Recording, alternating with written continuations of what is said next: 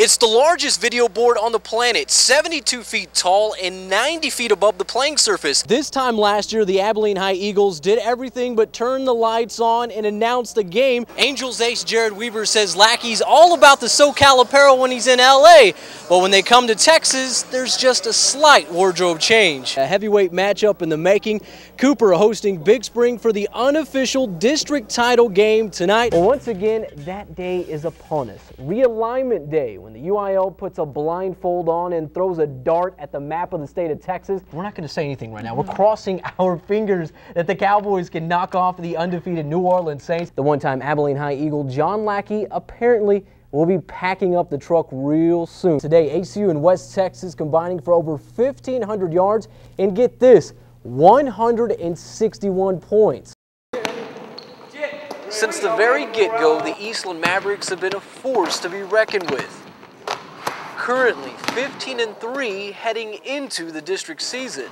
Champions, 1, 2, 3. Cheers. But one big reason for the Mavs' success is the 6'9", 210-pound junior Forrest Robinson. You know, anytime you have that kind of size, it's an impact defensively. We take a lot of pride in our defense. He understands that he gets extra attention, you know, by the other team, by the refs, by the people in the stands, by everybody. Looking at him, he's the Tower of Eastland, but Robinson insists that he's just one of 8 in red and black. I mean, I know that they're probably used to playing with a 6'9" guy, and they think it's kind of cool when you dunk and stuff like that, but I mean, I'm just like any other guy to them. It's a no-brainer. Every time number 11 hits the floor, he's an instant threat, but don't count on him being the only one. When people see 6'9" on the roster and it's hard to not notice him, it does give them an opportunity to maybe sneak in there in the back door. We've got a few guys that are small and quick and can drive and take it to the hole, and then I got a couple of guys that can hit shots from the outside, so that really helps. And we got some size inside with Jared Moreland and Russell Williams.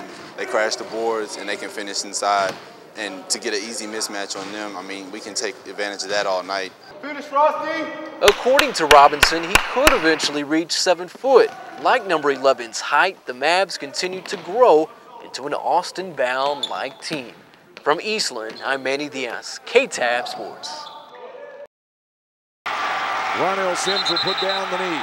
It was Hart that brought a state championship back to Abilene. Abilene High, the 5A Division II state champions. And that same Hart that made a dream come true for a special football player. His name is Shane Simeon, a special needs student from Haltom High School. But due to physical and mental limitations, it took more than Shane asking if he could play football. When Shane came to me the first time and wanted to play football, talked with some folks here at the school, everyone agreed it'd be fine. But you know, the only deal I made with him and his family was that he was going to get his jersey dirty at some point in time.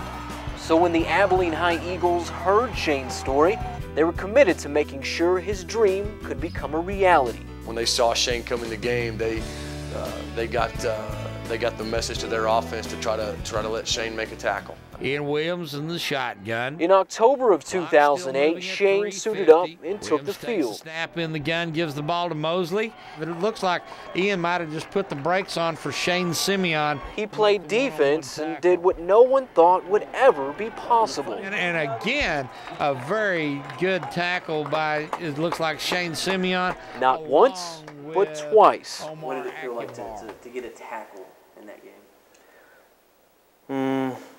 I felt great and stuff. In 2009, Shane returned late in another game against the Eagles, this time as the ball carrier. I like offense when I was carrying the ball and stuff. Which one was best, carrying the ball or carrying it? He may have never scored the game-winning touchdown or made the game-breaking tackle, but forever will Shane Simeon's legacy live on the gridiron. From Haltom City, I'm Manny Diaz, KTAB Sports.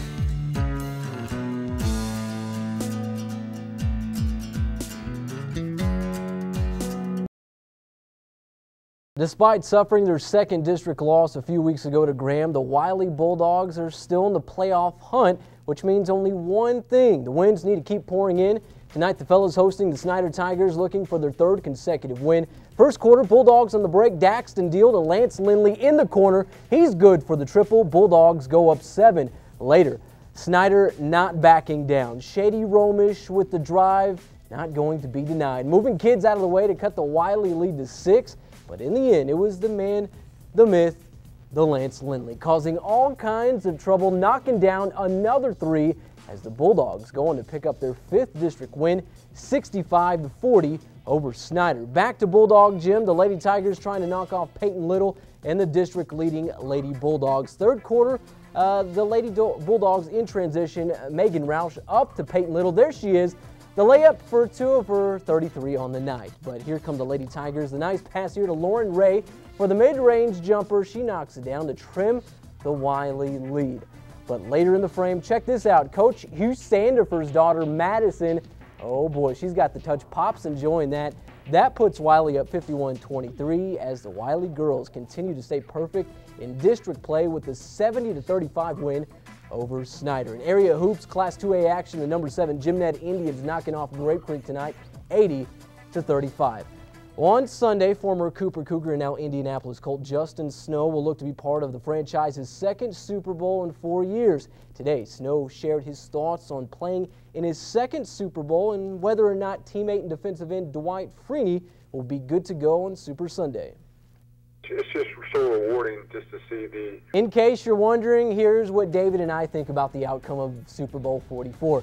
D-Rob says the Colts over the Saints 38-24. I say the Saints over the Colts 35-30, but then again, who's asking us? So speaking of Super Sunday, you can catch all the action right here on KTAB. Kickoff set for 5:25. Well, back in the 3-2-5, the Abilene Rough Riders have added another Texas Tech Red Raider to the roster. Anthony Hines, who played a vital role in the Texas Tech special teams and secondary, has joined the Rough Riders. But despite spending a good portion of his career on the injured list, Hines was known for delivering monster hits, which has got Rough Riders head coach Gerald Dockery all kinds of excited to have Hines in Abilene. He's a big hitter, and that's what we need in this game. Somebody. The Rough Riders are set to kick off the season on Saturday, March 6th in Week 2 of the IFL. They'll take on the West Texas Roughnecks, or the artist formerly known as the Odessa Roughnecks.